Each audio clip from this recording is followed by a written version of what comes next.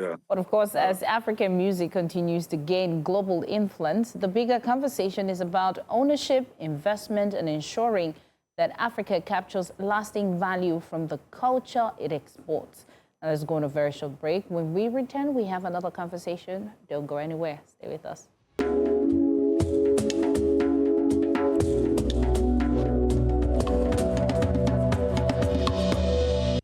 Welcome back. Now let's dive into Focus Africa. Today marks the International Day for the Remembrance of the Slave Trade and its Abolition, a day that calls attention to the history of the transatlantic slave trade and the struggle that led to its abolition. But centuries after the formal abolition of slavery, exploitation has not disappeared. It has evolved. Across Africa, people continue to face forced labor, human trafficking, sexual exploitation, and domestic servitude. Child labor is also one of those. Other forms of coercion also exist. For many victims, poverty, unemployment, conflict, and the promise of a better life can become pathways into exploitation. So joining us to examine these pathways, these realities behind these forms of modern-day slavery are Dr. Ambrose Igboke, his public affairs analyst, and we're also expecting Omotola of Fawunmi. She'll be joining us. She's the Executive Director, Rebirth Hub, Africa. She's been involved in the rescue of more than 6,500 victims of trafficking across 17 countries since 2019. So let's talk to Dr. Igboke. Doctor, you're welcome, sir. Good to have you here having this conversation with us. Doctor, first of all, let's separate what trafficking is from illegal immigration. Can you make that distinction for us before we start? Trafficking versus illegal immigration. First off, I want to say my name is Dr. Igboke, not Igboke. I don't have W in my name. Noted, sir. My apologies. Then I didn't hear the first part of your question. Okay. I said if you can make that distinction for us between trafficking and illegal immigration or illegal migration. Okay, it's just like you telling me that let me make a decision between the 6 and a half a dozen. They are basically tied together. It is very clear, just as you mentioned in your introduction, that slavery has just assumed, a different proportion and dimension as we enter different centuries. What is slavery? Slavery basically underscores the fact that somebody, without his own or her own volition, is forced into servitude in very harsh conditions, mostly against his or her will. And in the olden days, it was a physical, invasion of communities by, stronger, communities, especially in African settings, even in Europe, everywhere all over the world.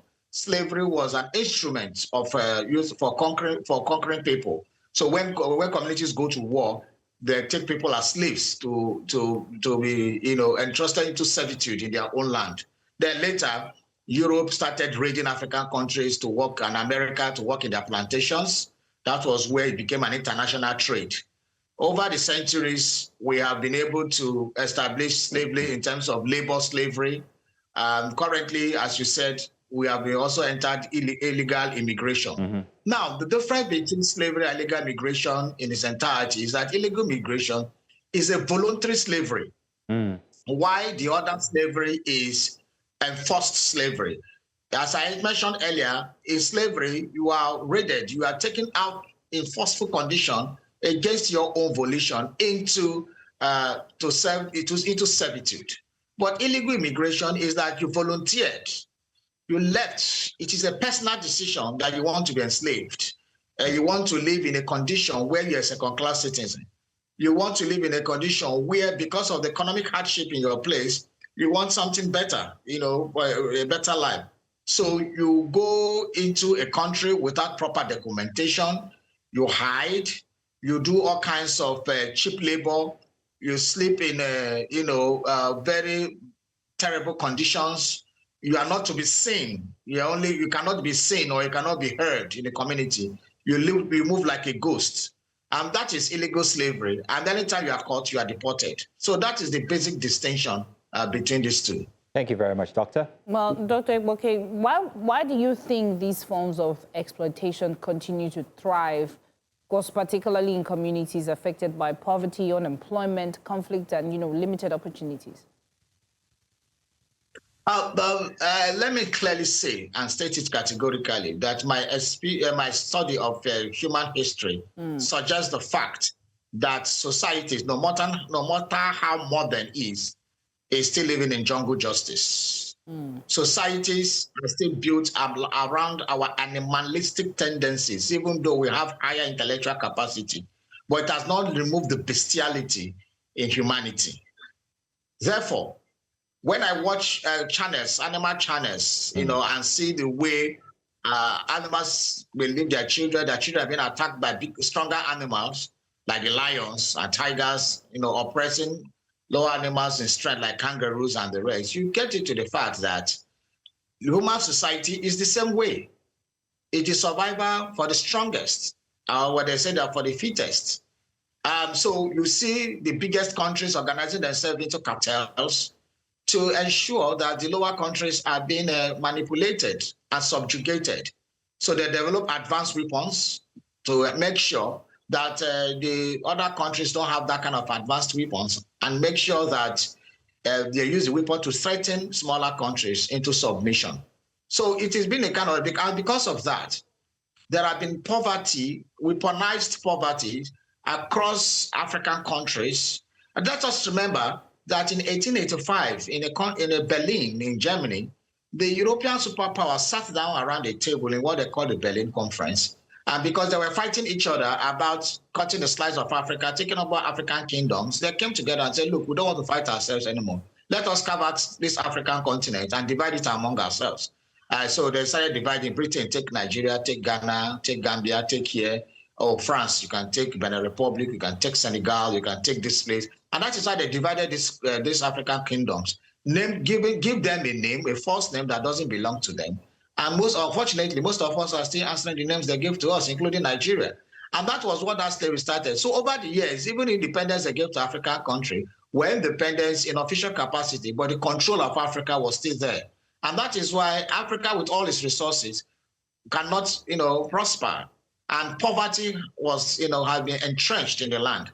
And because of that, they know that people become poor, will seek a succor later. And that is why Africans have continued to seek succor in Europe, because the material resources that used to develop Europe are still being tapped. Most of our resources are still being exported in raw material form.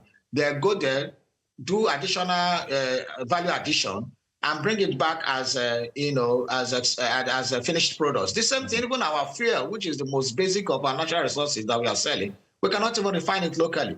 So that has, entrenched poverty. And because of this poverty, our people keep on going there for what they call the greener pasture. Before, in the 60s, 50s, 60s, we used to go there for what we call the golden fleece. That is to get certificate. But now we are going there even for basic livelihoods. And that's what has, continued to make people go over there. And we have been there as we are just modern slaves. This time around, we are not in chains physically, but we're in chains mentally, we're in chains economically, and we're even changed psychologically and culturally. Okay.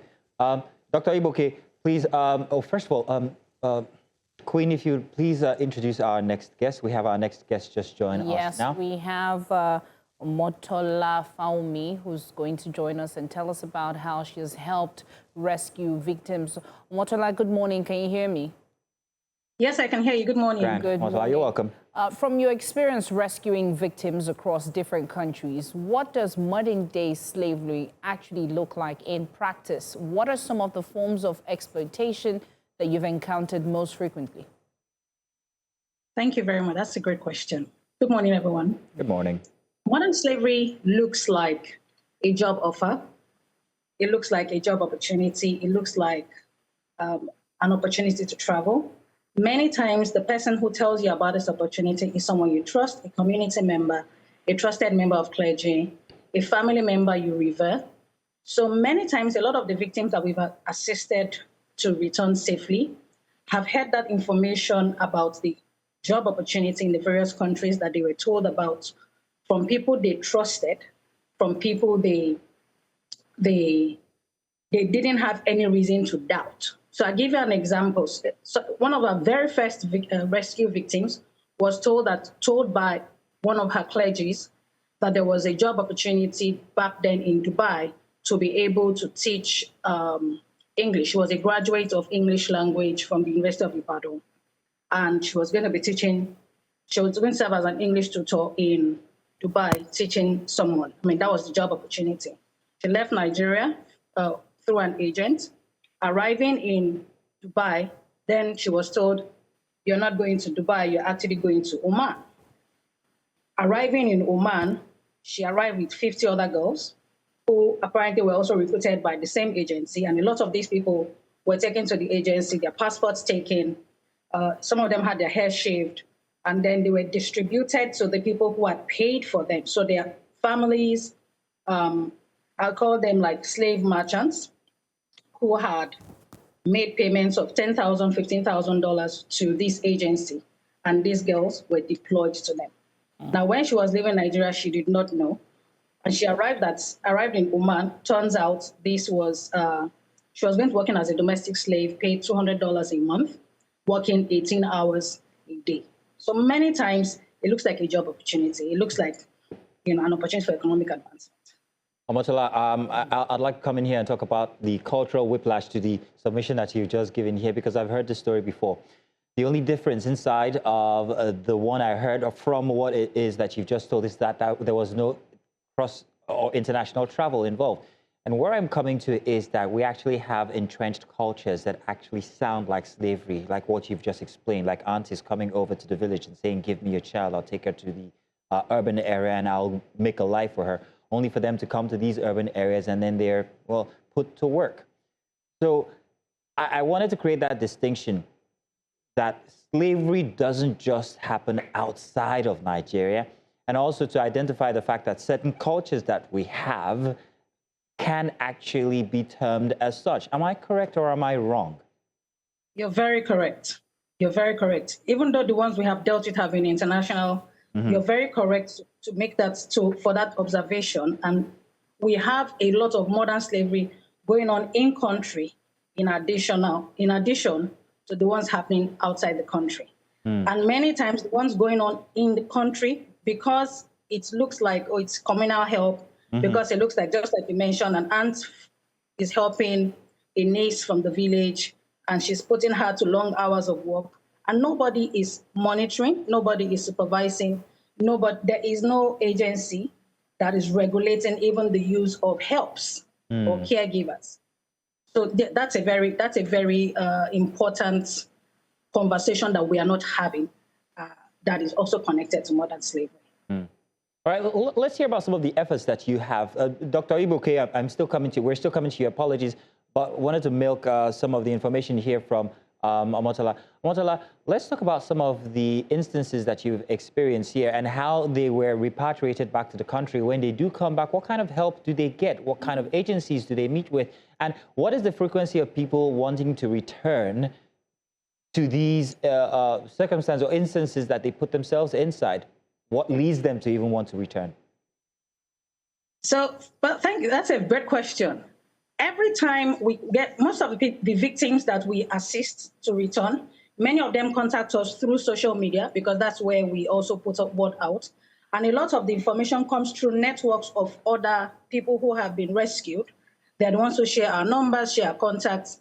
So if a victim contacts us, we put the person in touch with a case manager who is on our team.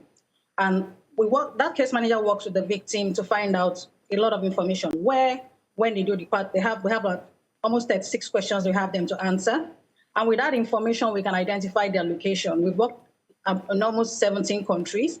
And over time, you see certain consistencies. In some countries, let me say like the Middle East countries, where we have had the largest number of people return, there are certain cultural practices that support slavery. There's also, I would say, like bilateral labor agreements that also support the kind of treatments that the victims get when they're taken. But what does rescue look like? Rescue looks like a victim getting in contact with us, that's the risk. We have 4 stages: rescue, return, rehabilitation, and reintegration.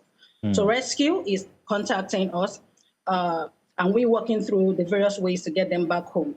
That could involve working. We have various groups that we work with on ground, that we partner with on ground. So, for example, in a country like Lebanon, we work with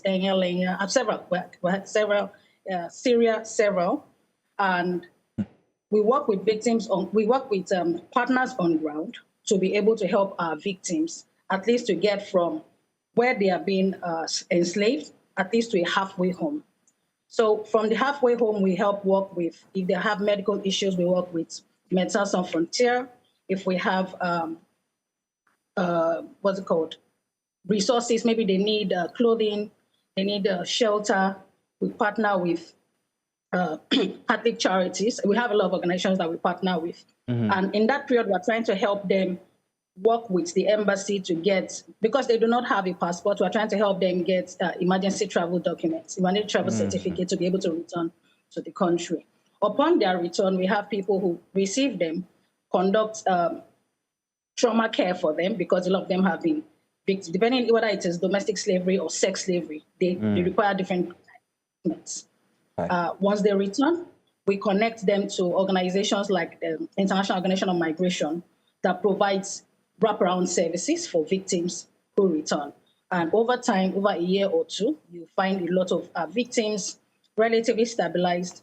Of course, in between, we have some people who come back, who don't want to go back to their parents or anyone. And if they don't get the support, economic support that they require, we find out 2-3 months down the line, they are back in Cote d'Ivoire doing the same thing. Wow. Well, thank you, Omotola, for that. Dr. Igboke, I wanted to ask, where is the line between terrible working conditions and forced labor? The same thing, as far as I know. Most people who are working under terrible labor conditions don't have a choice. Unfortunately, inside Nigeria, a lot of this forced labor are taking place, or terrible working conditions. If you go to the industrial estates in Lagos or in Ogun State, you see a lot of national, especially the Chinese and the Lebanese, treating our people with all sorts of human degrading conditions. When you go to the industrial estates, you see our people working without protective equipment, without PPEs, working with, harsh chemicals, without protection, without masks, without anything. And then earning peanuts, living in shackles, in the name of accommodation. Yet our Labour Congress does nothing. We only talk about minimum wage. We don't even talk about the working conditions of those people. So there is slavery of Nigerians inside Nigeria. As you have said, culturally, some slaves are even allowed, because in some cultures, there's what you call slaves. It's in every culture, in Igbo land, in Yoruba land, in the north, among the Hausas and Fulanis, everywhere. So there is that cultures that have not finally gone.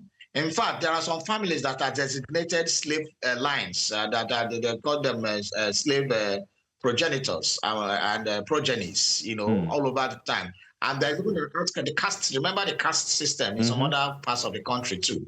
So these are the things we are fighting, that some people have been designated slaves all their life. So there have been slavery traditionally, culturally, and also there have been transatlantic slave that happened before, and the ones that are happening now. Just like I said before, most of the time, the underlying element that makes slavery possible is poverty, economic hardship, recessions, and culture. So this case system, now we have replaced the old case system with class system, economic class. So we talk of, in the north, you hear of the talakawas, people who are supposed to serve the rich, the feudal lords. And the same thing also when it comes to other parts of the country. So it is a concept that has remained with humanity. And unfortunately, it's a concept that continues. But again, when we talk about the agencies like NAPTIP, I don't know how equipped they are actually to do this work, because they seem to be suffering like what other agencies of government suffer, paucity of funds, and they are restricted from doing a lot of jobs. Oftentimes, we drive in the streets of Nigeria, we see underage school children who are supposed to be in school hawking. That is another slavery, that's another form of slavery. Indeed. We have Indeed. seen social media videos where an aunt or whoever, an uncle, keeps flogging a child who supposedly stays with him or her, and almost beating the child with all kinds of inhuman instruments, and lacerating the body of the child and giving all kinds of wounds. Yet we say it doesn't belong. So these are the things that constitute it. We need enforcement against those who committed slavery. And then we also need to improve economically to stem the tide of those who are even willing to go into slavery. But when you talk about prostitution and the rest, guys want even to go out of this country because there's nothing for this country. Boys want to leave because there's nothing. Professionals want to leave because there's nothing for them. How do we make our economy strong enough to make people want to stay back? So to see these induced forms of slavery are actually a symptom of something much bigger, a bigger disease, and that's the conditions here in Nigeria. Dr. Ambrose Igboke, I want to say thank you very much, Public Affairs Analyst, and of course, the Executive Director, Rebirth Hub Africa, Omotola Fawunmi. Wait a minute. I know you. You're the same person from 15 years ago, customer care. Good to reconnect with you. And Grant, thank you very much for joining us here and having this conversation, Doctor, and of course, Omotola. We're having a conversation after. Thank you. Thank you for having me. You're welcome. Thank you so much. So, as we remember the millions affected by the transatlantic slave trade and celebrate its abolition, today's conversation is also a reminder that the fight against exploitation is far from over. From trafficking and also forced labor to domestic servitude and sexual exploitation, modern-day slavery continues to affect lives across Africa and beyond.